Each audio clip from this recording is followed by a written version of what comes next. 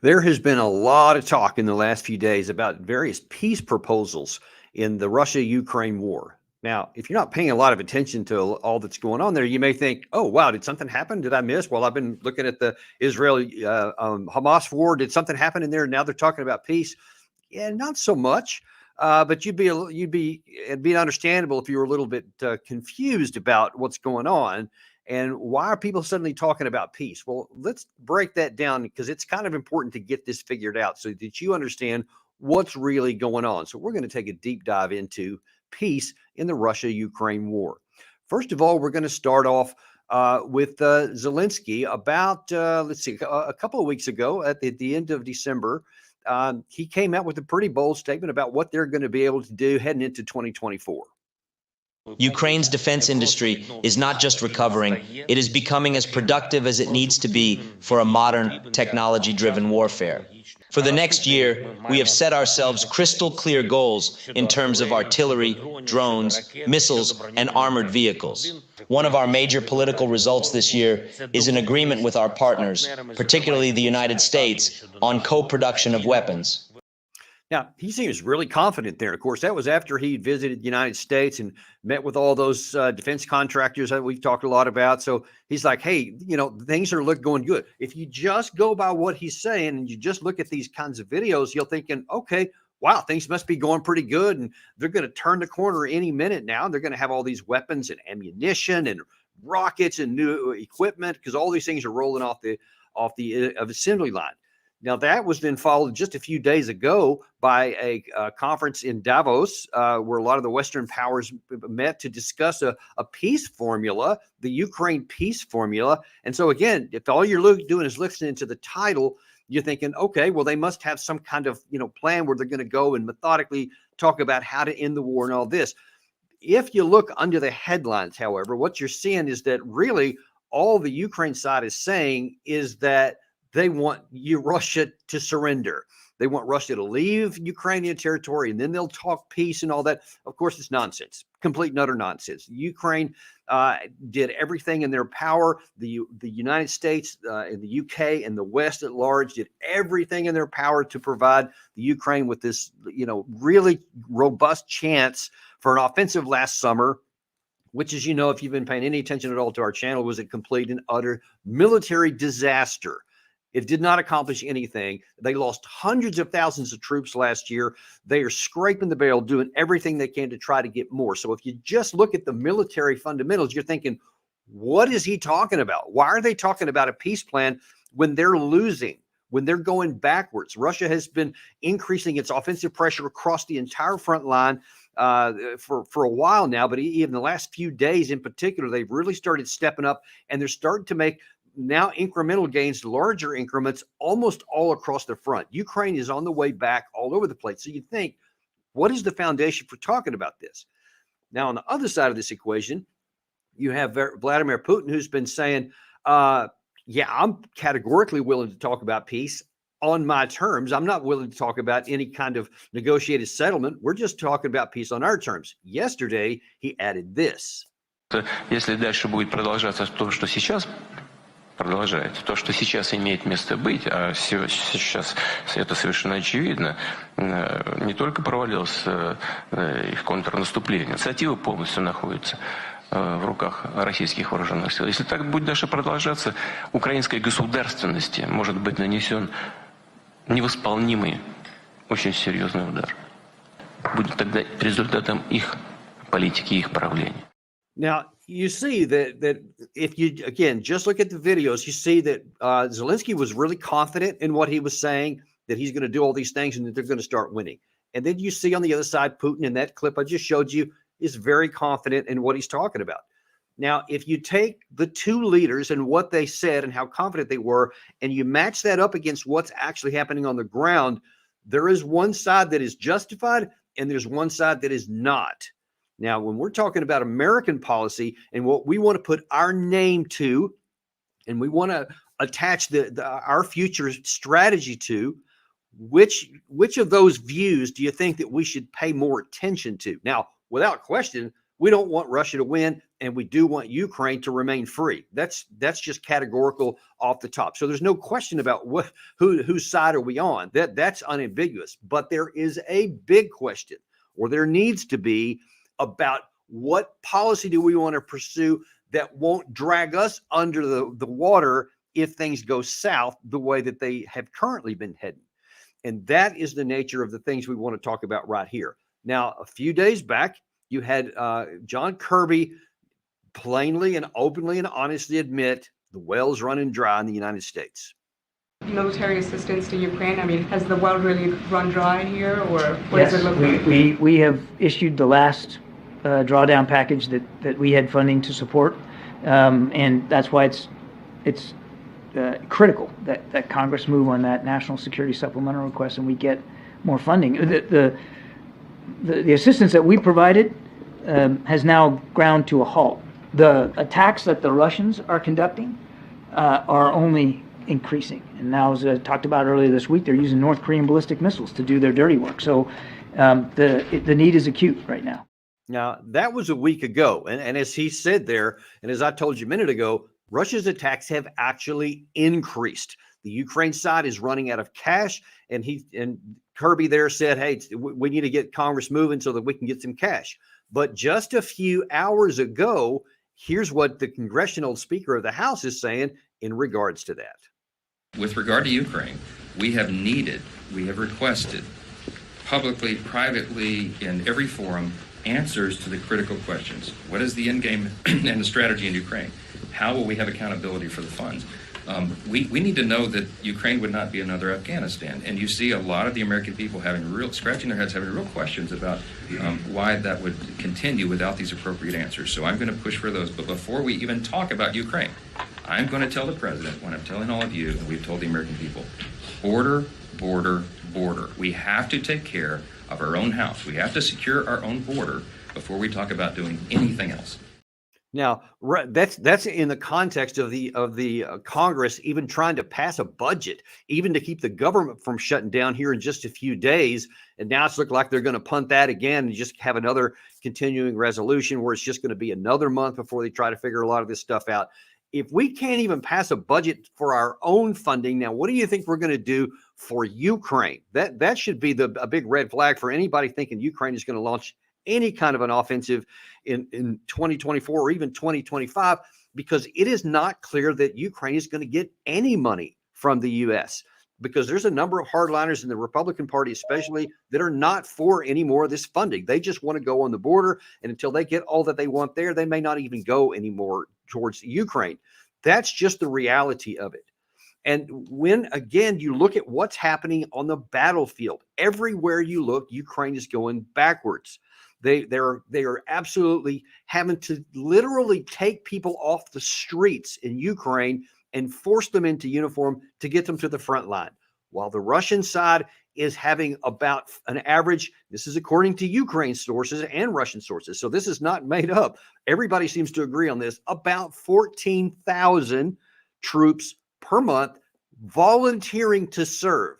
So that pipeline is wide open. While the Ukraine pipeline for trying to make all of these weapons that Zelensky was bragging about in December, they don't have any money for that. On the other side, Russia has cranking in full speed. Their industry is rolling. They're producing drones of their own. They're getting drones from Iran. They're producing missiles of their own. They're getting drones from North Korea. And in terms of that, they're actually producing more aircraft. Their attack helicopters have become engaged again on the front line in just the last 24 hours. That's increasing. They're producing their own artillery shells at significantly higher rates than everything the Ukraine side is getting, or that they're even hopeful going to get later on from the West. It's a trickle compared to a flow. Folks, here's what I'm trying to tell you. Every way you look at this, it is going more and more in Russia's favor on the battlefield and less in Ukraine. Everything that goes into making combat power, everything that goes into making national power to assert itself on the battlefield is going in Russia's favor. It's already hugely in their favor. And the further we get into 2024, the greater that disparity is going to be. Now, why do we want to keep having this strategy of fiction that we're going to give some money to Ukraine and that the cash is going to make a difference. It won't. It's not money that Ukraine needs. It's a trained armed forces. It's lots of troops that are motivated and know what they're doing, and then all kinds of military infrastructure on top of just ammunition and vehicles. It's systems. They have none of those things. You can't create them on the fly after 2 years of war and the hundreds of thousands of casualties, killed and wounded, that the Ukraine side has had. Listen to me. Listen. I'm telling you, just the harsh reality is Ukraine will never win this war for very practical reasons. Russia is moving in a direction where they can go methodically. We had George Beebe on here just a couple of days ago. You go back and look at that video if you'd like, as he explains in detail. The Russian way of war right now is not the way we're thinking of. They, at least up to this point, have not had any of these big arrow offensives since the opening of the war in 2022. But they seem to be very content to allow Ukraine to keep throwing all of these men into a meat grinder, as several people correctly call it, which further weakens their ability to defend. And at some point, and historically it's happened, that the army can just break and all of a sudden Russia can just roll in even without having a big aerial offensive because the enemy resistance has broken. Now, it's impossible to predict that, and it may never happen. I don't know if it will. But even if it doesn't, Ukraine, all they can do is feed more men into the grinder. They cannot change the outcome of the war. Why then should the United States tie itself to something that can't succeed? Now, Mike Johnson said there in that clip a second ago that he's wanting to avoid another Afghanistan outcome. Let me remind you real quick, that's from April or August 2021, when after 20 years of lying to the American people, claiming that we were on a good path, claiming that we had a good strategy when we never did, and then finally fiction was overcome by reality. And we couldn't hide behind spin anymore because the Taliban then army just crushed the Taliban or the Afghan National Armed Forces, and they collapsed, and the government collapsed, and then everything was over in a minute. A lot of people never saw that coming. They thought, no, the Afghan will be able to hang on for a long time. But what we didn't know is how bad the rot on the inside was disintegrating, even as it looked good on the outside. That same dynamic is happening right now on the Ukraine side. Now, at this moment, we don't know. I don't know how bad that rot is on the inside, but evidence indicates it's pretty strong because the pressure from the Russian side is much stronger than the Taliban was putting on in Afghanistan. So right now we are at real risk of that. We have a chance now to avoid that humiliating outcome. Now imagine if all this time we keep talking about Russia can't win and Ukraine has to win, and as long as it takes, and we're never leaving all this mess that we've said for 2 years, and then all of a sudden the Ukraine side has an Afghan moment and they collapse. We're going to be humiliated because there won't be anything we can do about it. You talk about American prestige being damaged. That would be horrific outcome for a long, long time to come. That is 10 times worse than doing something smart now while we can, and just plainly and openly tell the Ukraine side privately that, look, folks, no more money's coming, or at least not enough. We're going to give you enough money to defend yourself, to try and hold that line. But we're not going to even pretend we're going to give you, an offensive capacity with hundreds or thousands of tanks and artillery pieces and all the other things that go along with that. We don't have it. It's not coming. So you need to do the best you can and get the best negotiated settlement you can right now. That's what we should be doing. Concurrently going to Moscow and saying, hey, this is an ugly situation. We're gonna put our efforts into finding a negotiated settlement with this. Now, Putin is saying on the surface, I'm not willing to negotiate anything. I'm going to take everything, and and we're not going to settle until we get what we want. Now, that's his position. That, like any negotiating position, you have a public position going in, and then you get to negotiate. And if he can be shown a path that, look, you could keep going that way, but it costs you a lot more. Or we could have a negotiated settlement where you don't get everything you want, but the cost stops here. There's a reason why he might do that. And let me just plainly say, there's no guarantee that this would work. He may not. Putin may already be to the point to where he's like, I truly don't care what anybody says. We're going to continue this and go until we get what we want, and that's the end of it. I don't know. If that's the case, then we lost golden opportunities when we had many opportunities over the past year and a half when we could have done this. But we are where we are, folks. But here's my point. If we blindly say we're going to keep going on as long as it takes and forget about combat reality and the balance of forces that are clearly evident and moving in Russia's favor, we're going to be humiliated on a public stage someday. Much better to be embarrassed and have to eat a little crow to say, all right, we're changing our path now. We're going to seek a negotiated settlement publicly if necessary. That is a lot less worse than just bullheadedly going forward and ignoring the reality and then suddenly find ourselves getting broken and humiliated if there is, in fact, an Afghan moment in the Ukraine army. Let's do what makes sense, because I am all for America. I'm all for protecting Ukraine and to ending this pointless death that they have. I don't want to see tens of thousands more Ukrainian men forced to the front and die for nothing when there's no path for a victory. That's what we should care about. If we care about Ukraine, we should be supporting that. Now, I want to end with a couple little points here, because one of them is Jordan Peterson, early in this war, correctly identified that, look, if you think you're going after a win, and if you have this fantasy that somehow with one or two things change, maybe then we'd get over the top, maybe the F-16 something, and Russia would lose, that's not going to happen. And let him talk and explain why even that's not realistic. It'll be an absolute bloody miracle if this doesn't engulf us all.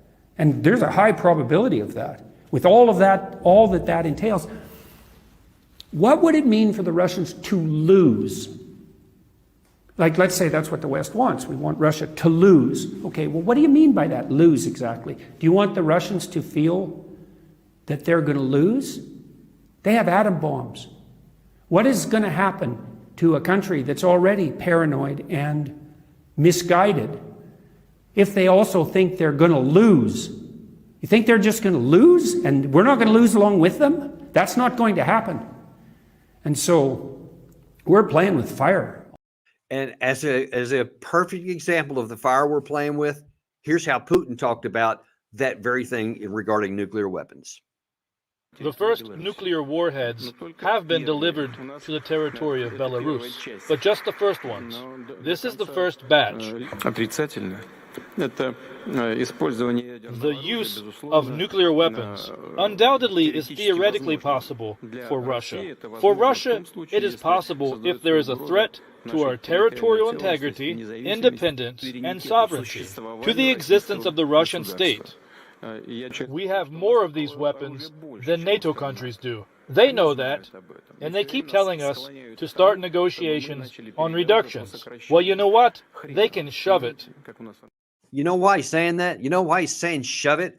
Because he sees two things that are quite unlike when we had all these strategic nuclear arms reduction treaties in the Reagan era and several other, around the other presidents around that time, when we had success convincing that the then Soviet Union had motivation and reason to listen to us and to work on nuclear reductions because both sides recognized the benefit. Now Putin's saying, screw that. No, I don't see any benefit, because number one, he sees he's winning conventionally. And number two, he's seeing that even if you did try to join the war as NATO force, that he's got nuclear trump card. And unless the United States and NATO are willing to commit suicide and say, no, we're going to let our pride and our arrogance say that we're not going to let the Ukraine side win and we're going to come in with military force and we trigger a nuclear war, that's suicide for us, because it's grotesquely unnecessary. And it wouldn't help anything, obviously. It would be catastrophic for our society and our culture and our history as a nation. And now, even as crazy as we are, I don't think we're that stupid. And Putin is now very confidently telling you, if you come, this is what I'm going to do. He's not even hiding it. He's not beating around the bush. And right now, he's in no interest and no mood to talk about any kind of negotiations. That's where we're at right now, folks. That's the bottom line. Russia is not going to lose. They have a nuclear trump card, which will prevent that. They have the military force conventionally that's going to prevent not only a Ukraine victory, but may actually accomplish a Russian strategic tactical victory. Just let that sink in for a second. All the cards right now are on Russia's side. Now, our choice right now as a nation, as an alliance in the NATO, is to acknowledge reality, recognize those things are true. Those things aren't even opinion, folks. That's combat reality on the ground. We can recognize that. We can mitigate the damage, and we can move on and stay strong. We can keep our nuclear shield intact. We can keep the NATO border unbroken. And then we can end this ridiculous loss of money and bleeding of people in Ukraine, the destruction of their cities. We can end it all by doing what makes sense. Let us hope, let us pray that some kind of sanity comes upon our leaders and we do what makes sense, because if we don't, things could get so much worse than they are right now. And I dare not even talk about the consequence to that. That's your deep dive for today. And we thank you for joining with us. We remain unintimidated and uncompromised in telling you the truth, even when it's something like this that not many people in the West want to hear. This is the truth. We need to hear about it. Like and subscribe and share this to other people so they're likewise locked in with the truth, so that we can have a chance to avoid the worst outcome. Thanks, and we'll see you on the next episode of Daniel Davis Deep Dive.